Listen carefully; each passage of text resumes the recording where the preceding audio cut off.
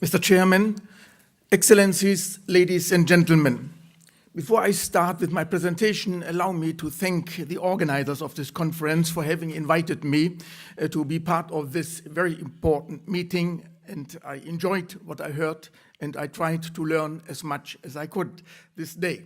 Many things of what I would like to speak here are already mentioned earlier this day, though I revised a little bit my paper in order not to repeat what has been said already, but instead focusing on 4 points, so to say, that arise from the outline of the agenda that is already included into the program.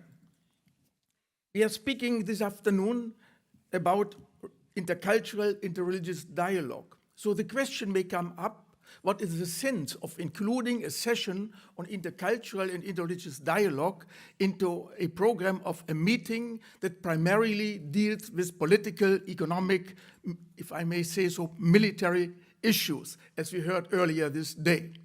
But I hope to be able to show you that it is not nonsense, so to say, in this particular context, to focus also on interreligious, intercultural affairs and interreligious, intercultural dialogue in particular. My first point I would like to mention here is I'm not a politician, not a political advisor, nor a businessman. I'm historian of religion, and therefore allow me to start with a historical perspective. My first point here is to draw your attention to a historical dimension of our relationship that means relationship across the Mediterranean between the so-called Middle East and Europe. And I would like to call this relationship a neighborhood.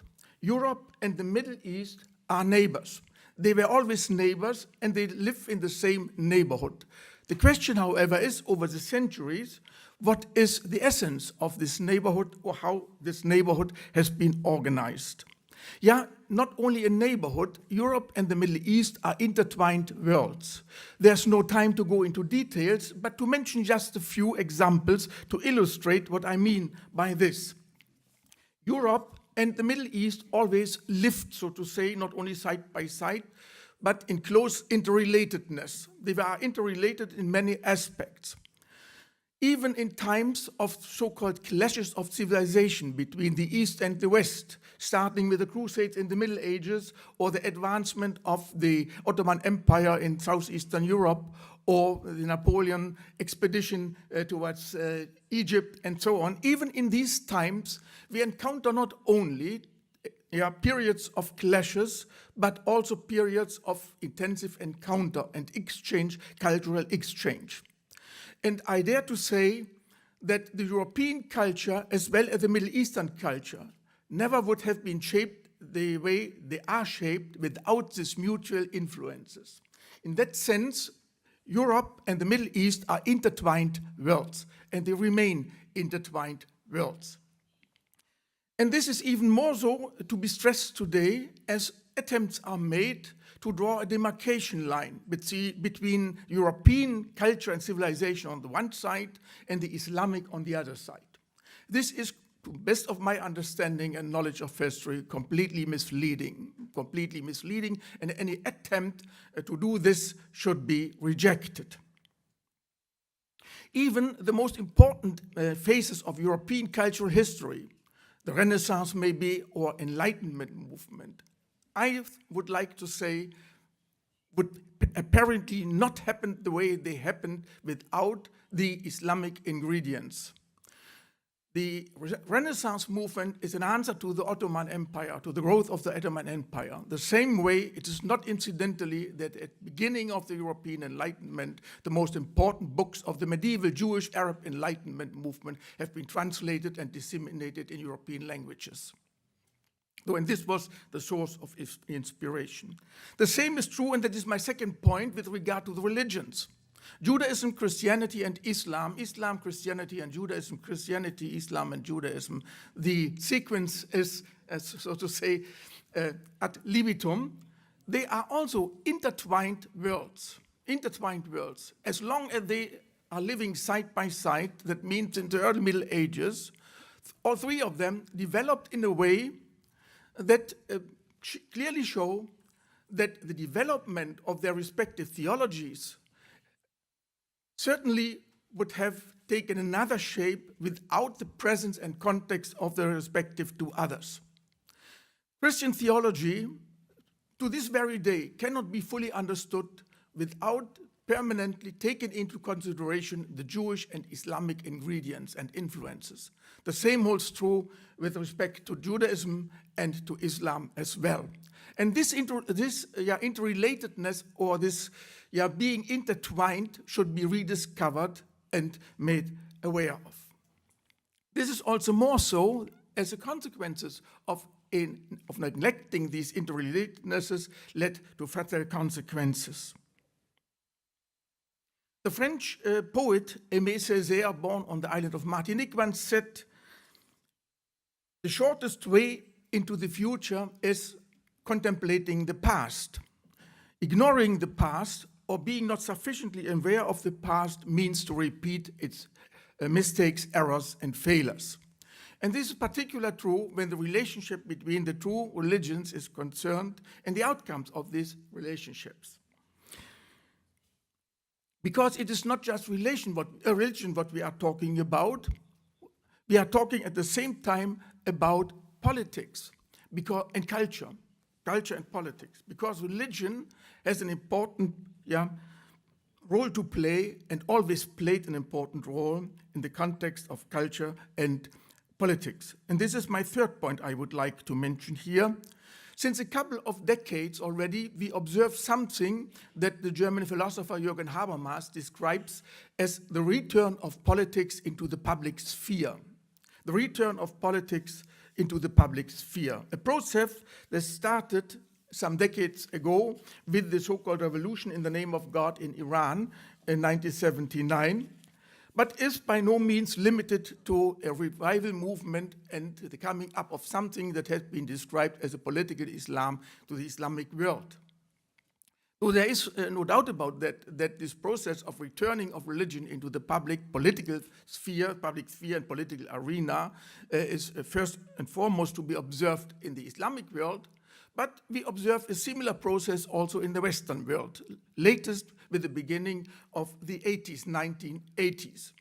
And for me, it's very interesting to observe how many politicians nowadays in their speeches use an explicitly religious language and worldview. It started this, to the best of my knowledge, with the American presidents Ronald Reagan and George W. Bush, who interpreted their Manichaean-like worldview in religious terms and pursued politics according to the lines set up in this new Manichaean worldview. This should be also discussed. There's no time to go into details. I think it's clear enough what I mean. But not only that, it is also on a lower level, if I may say so, that we can observe a return of religion also in the Western societies. And when I speak about the Western societies, I mean Europe here foremost, or in the first place, including also my country, that is regarded as one of the so-called post-secular countries today. Because indeed, we experience that for many people today living in these Western societies, religion plays again an important role in their self-definition. They regard religion again and again, and even more so, as part of their self, as the Canadian philosopher Charles Taylor once put it. And this has consequences. Particularly among the younger generation, we can observe it. Students of today, at least in my university, I had sufficient contact to observe that, but also others, among young Muslims in Germany, among Christians and Jews in Germany, you can observe this revival movement of religion among the youth, and the young generation is much more, if I may say so, religious than their parents or grandparents ever were. And that is an interesting phenomenon. Religion counts, but this does not mean that all these young people would join the established historical religious communities, churches or congregations in the synagogue or mosque or so. But sometimes they are creating their own religion. We call it a patchwork religion. that takes elements from one and another tradition and builds up a new one, but the religious ingredient is indispensable for defining their self-understanding, their identity. And that means in order to prevent these young generation to become at the same time all the victim of their own self-made religion, their home-made religion, a kind of interreligious dialogue is required, a dialogue that also draws the limits, so to say, of the instrumentalization of religion for whatever purpose in this context. And there's another thing that is important to be mentioned here. That is, on the global scale, we speak about globalization. On the local scale, we speak about pluralization of our societies. Indeed, wherever we live today, be it Italy, in France, or England, or Germany, or wherever, we live in multi-ethnic, multicultural, multi-religious societies. And this process of pluralization is an increasing, ongoing process. That means wherever we live, we found ourselves in contexts that are these multifaceted contexts. This means that in able to live in this context, we have to have something, or we have to acquire at least, or make the attempt to acquire it, what the sociologists call an interreligious or intercultural competence. We should be able to interact with people of different religious belonging, religious commitment, of different cultural, ethnic background, different political orientation, in order to prevent the society from falling into pieces and creating eventually what the sociologists call parallel societies that lost their coherence. In order to maintain a coherent society, this intercultural, interreligious competence is a conditio sine qua non. But this competence is not inborn. It should be acquired and should be learned. And the best way to learn this interreligious, intercultural competence is a dialogue.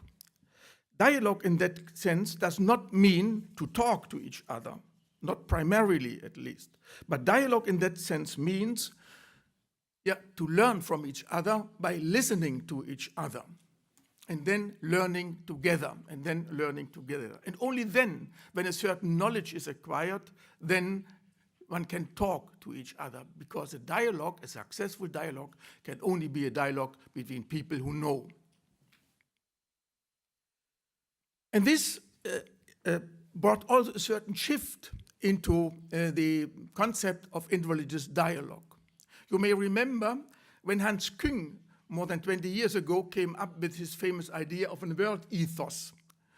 He was convinced that if we discover that in all religious traditions there are values we have all in common, and we unearth these common values, then it is eventually possible to build upon these common shared values a world order that could be described as a peaceful coexistence.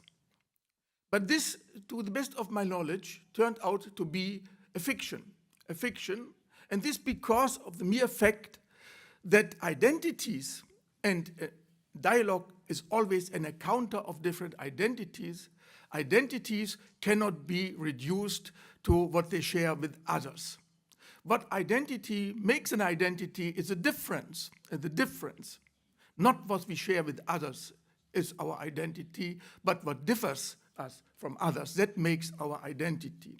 Therefore, dialogue must be the art of learning to live with differences, to cope with differences, and not allow that differences become an obstacle for peaceful living together, or even a barrier that cannot be transcended. So interreligious, intercultural dialogue is a means to enable people to learn this intercultural, interreligious competence in order to live together on the local level as well as on the international level.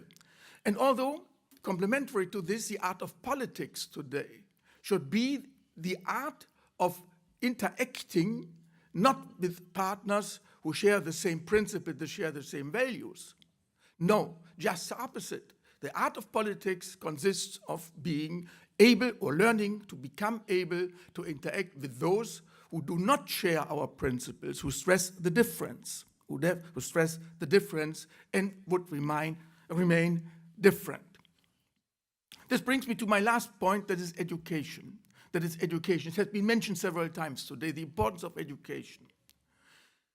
Wherever we live, I said, we live in multi-ethnic, multicultural, multi-religious contexts. And this is also true with the next generations. They grow up in intercultural situations, so to say, in multi-ethnic, multi-religious, multicultural societies. In Germany, for instance, we have in some cities, major cities, Stuttgart or Köln or others, instances where the students in one school, in one class, being there 28 or 29 students in one class, represent 25 different ethnicities and at least 20 different religions. So the question is, and there's no common language among them, maybe one native speaker among them. That's not an exception. That's not an exception. So the question comes up, what kind of education should be offered? What curriculum should be offered to these school children in order to enable them to live together in all these diversity, with all these diversities, with all these differences? Does it suffice to have only the traditional one? And to what extent religion is important in this context? Because religion is an indispensable part of all their identities. In Germany, we have the religious instruction as a regular subject to be taught in public schools too. That is a special situation in our country, I know about that. But I think this is nowadays a very important aspect of school education, this religious instruction, not only in the denominational sense, but also in the sense of learning about the other, learning with the other. And then here the next question comes up, who is entitled to teach, not to leave these children falling into the hands of those who we don't want to have them as their teachers? So the latest achievement in that regard is the establishment of theological faculties, Islamic theological faculties at German universities, in order to train teachers and eventually also to train Islamic theologians in the context of Christian theology, Jewish theology, as well as the humanities.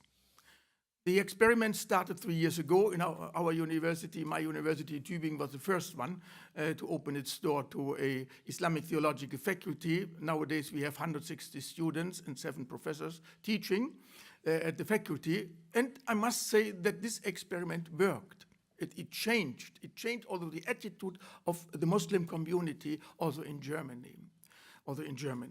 But unfortunately, time is not enough to go into details. But this is the basic question: who is preparing the next generation to be able to live with differences in a productive way?